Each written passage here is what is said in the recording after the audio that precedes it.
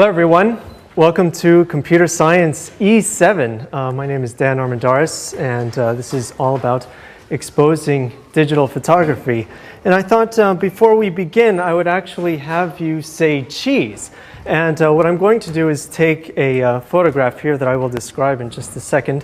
I know this is awkward, I have to walk all the way over here and all the way back, but I forgot my phone and I'll explain why this is important in a second. But don't worry if you think that you will be in the photo. You don't have to correct your hair. Oh, except all the people on that side of the room. Oops. All right, hold on. And okay.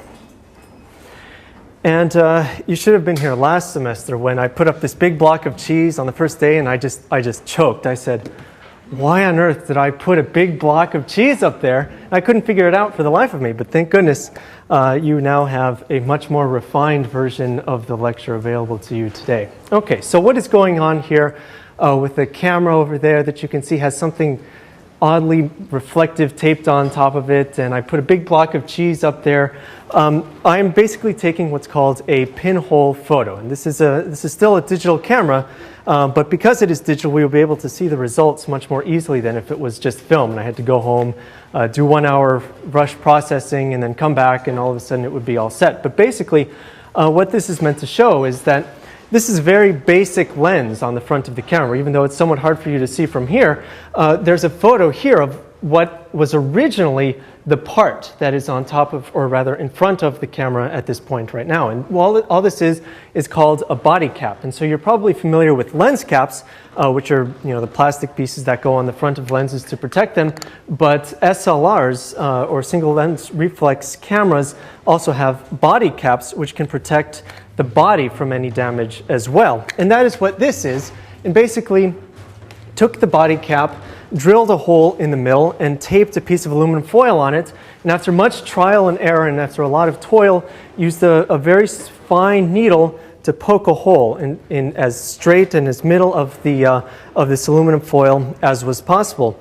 And the reason that I did this rather than just using a drilled hole is that this way I could get a much finer hole in the middle of this body cap. And the idea here is that not a lot of light is being let through, as you can imagine. There's a very tiny pinhole, but still what you will be able to see is that we're still able to capture an image. And basically what this implies is that we can really use a lot of things to try to take an image or to try to take a photograph. Luckily, it's not that easy these days to try to make a digital camera from scratch, but you can make fairly easily a pinhole camera. All you really need is a box of some kind that lets in no light, a very small hole at one end, and some film or some way of recording the light on the other end. And in fact, people have used something like Legos even to try to create a pinhole camera. And this is a pretty fun thing to do, especially if you want to teach, this is separate from what I'm doing now, but if you want to just teach the more basic concepts of photography, this is a very fun thing to do and just try it out. And you can see that there's a whole variety of steps here. And the reason that I'm showing you this is that partially digital cameras today are very, very expensive. And I know with the economy being what it is, we want to make things as cheap as possible. So here's your version 1 of the camera that you can use for this class.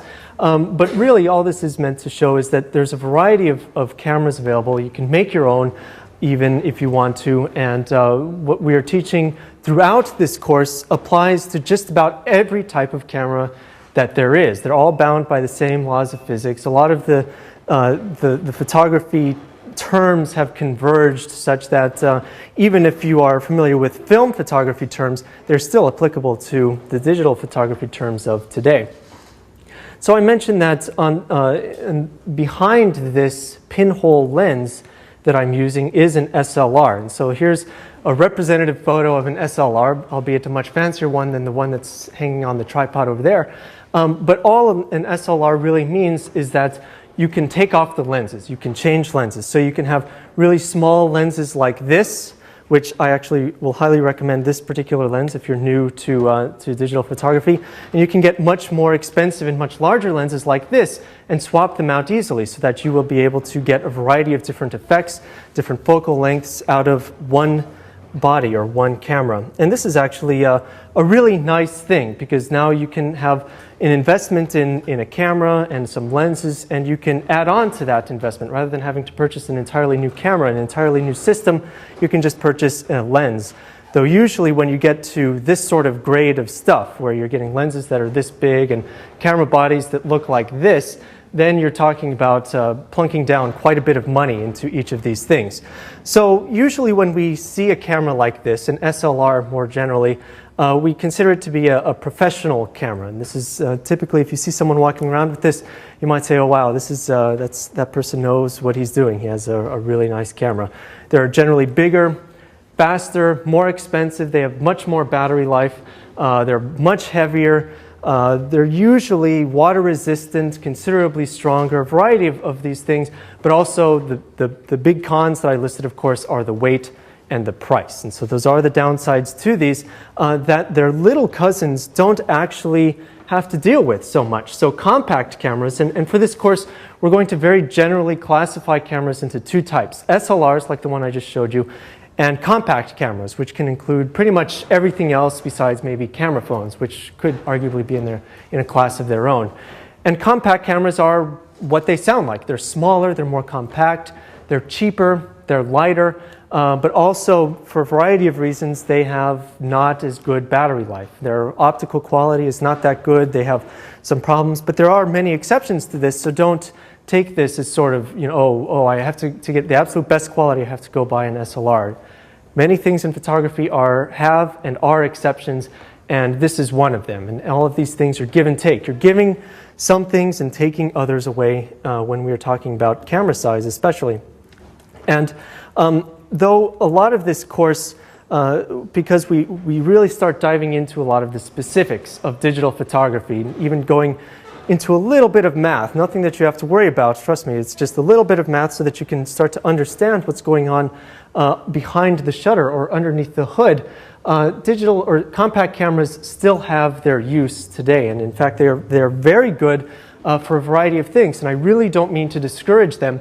And as an example, there's this website. It's a website called ShapeHim, and there was I think it's a blog of some kind that I don't normally frequent, but I love linking to this because of the content of this one particular blog post. And basically, some people had given some folks from a village in Africa, I believe it's Lesotho is the name of the place. I forget if that's the name of the village or the municipality or what have you.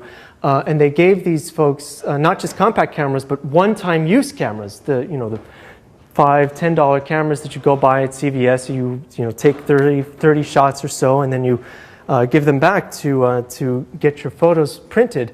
And what they got back after they were done taking photos, because they're very simple, as you know, you look through the viewfinder, you push the button when you want to capture that one particular shot.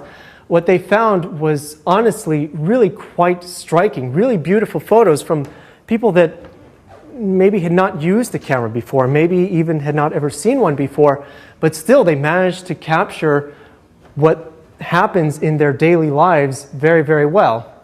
And I think some of these photos are actually quite astonishing as far as photos go, just because they're interesting. They offer insights into a place that I myself have never been, and it's just a really wonderful thing. And so this is part of what makes photography so interesting. You can have the most expensive equipment in the world, but if you are not taking photos, well, this is a touchy subject, but if you are not taking photos that are interesting with that expensive equipment, then arguably you have wasted that equipment. And of course, you could just be taking photos for yourself or for your family. And that's, that redefines what could be interesting in a photo. But what I'm trying to say here is that you don't have to spend a lot of money to be able to get interesting photos. That's really the whole point of this. And I'm not trying to discourage you from spending money on it, because as you can see, I certainly have spent my fair share of dollar signs on some of this equipment here. But they're tools.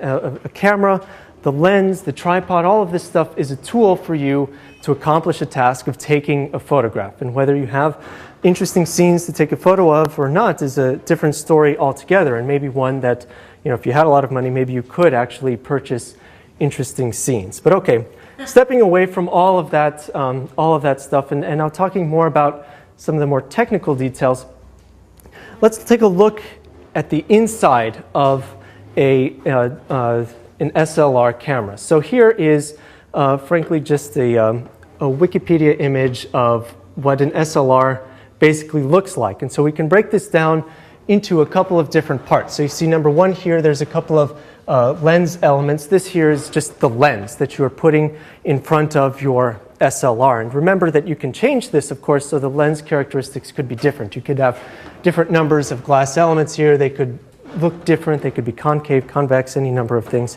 and so on and so forth. But then what's more interesting beyond the lens is the SLR body itself. So 2 through 8 here. And so you'll see that there is this diagonal line that's marked as number 2. And what this line is a mirror inside of the SLR camera. And in about 40 seconds, when this photo is done, I'll actually be able to show you an example in the inside of an SLR if you haven't seen one yet. But there's actually a mirror that redirects the light that's coming in from a lens up. And upward, above that, is the viewfinder that basically bends the light and reflects around and does a bunch of things that eventually will then turn the light and shine it into your eyes so that you can see what the scene is once you are looking at, or once you are looking through the viewfinder. Okay, so I have to take another trip to the other side of the stage over here where I can turn off this exposure. All right. I'm going to wait a few minutes. Oh, forgot to turn off the alarm first. I got to say, that's a really annoying alarm and a great one to wake up to because you will get up in the morning.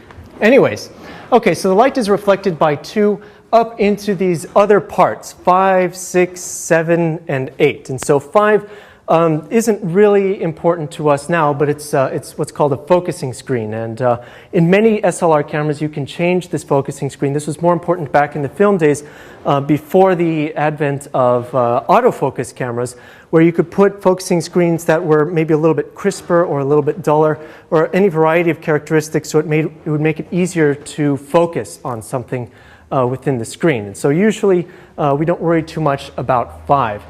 6 is a condenser lens that just helps funnel the light into 7, which is the pentaprism, which I mentioned reflects the light about and into your eye, which is present beyond the diopter 8.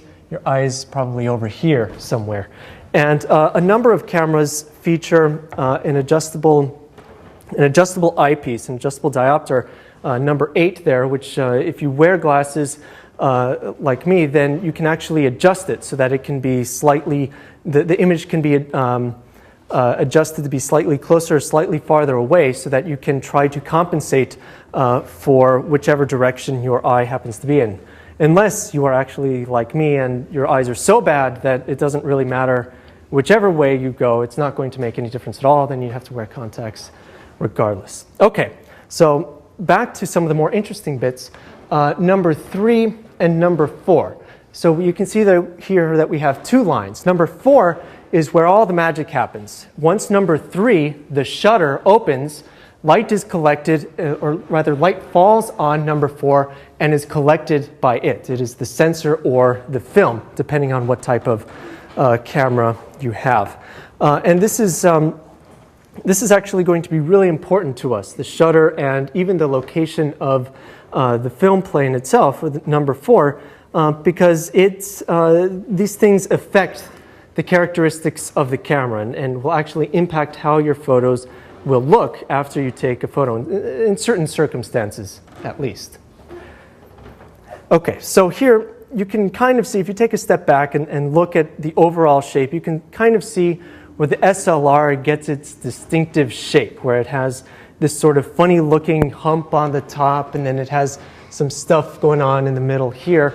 All of this is because of just this set of circumstances that camera manufacturers have used over time. And I will also mention that for the most part, you will see me using and referencing Canon and Nikon cameras. And that just happens to be because they're right now the leaders in the market. And there are, though, very viable alternatives in the market today, such as Sony. Sony's sort of come out of nowhere, especially in recent weeks, with some very powerful, very strong models in their lineup that are going to give Canon and Nikon a run for their money. But still, there are reasons that I still don't recommend some of these smaller companies and would rather recommend some of these larger ones for a variety of reasons. Sony, for example, uses a proprietary mount, and the mount is basically the shape of the back of the lens where the lens fits on the camera itself. And so you, and I mean that is true with Canon and Nikon as well, but Canon and Nikon have a very wide selection of lenses, whereas Sony doesn't yet have that wide selection of lenses. So their lenses are more expensive and also fewer to choose from, which is bad for you. So you could buy a very cheap camera from Sony, but not necessarily yet have the lens choice that is available to you from Canon and Nikon. That's just one example. Okay, moving on. There's a special little icon on just about every SLR that you see, and this exists not only on digital cameras, but also on film cameras. And you'll notice that it is this circle with a line through it, and this indicates the location of the film plane. And what this means is, if you imagine that you have a plane, you just go right through where that line is, that is exactly where the sensor is inside of the body of the SLR. So to remind you, number 4 here, the sensor, where the light falls eventually and where it is captured by the camera, is indicated by this focal plane icon on the camera. And most cameras, if not all, will have this. And this can actually be very, very useful to you, especially if you are making a pinhole camera or if you are modifying in some way the length of the lens on the camera body itself. So typically you won't need to know it when you're just putting any random lens that fits on it onto the camera body, but it is useful, especially later when we start talking about some focal length calculations and some of these other things. It is useful to know where this is. Okay, I'm just sort of blowing through all of this stuff, but does anyone have any questions before I move on? Oh, good. Perfect. All right.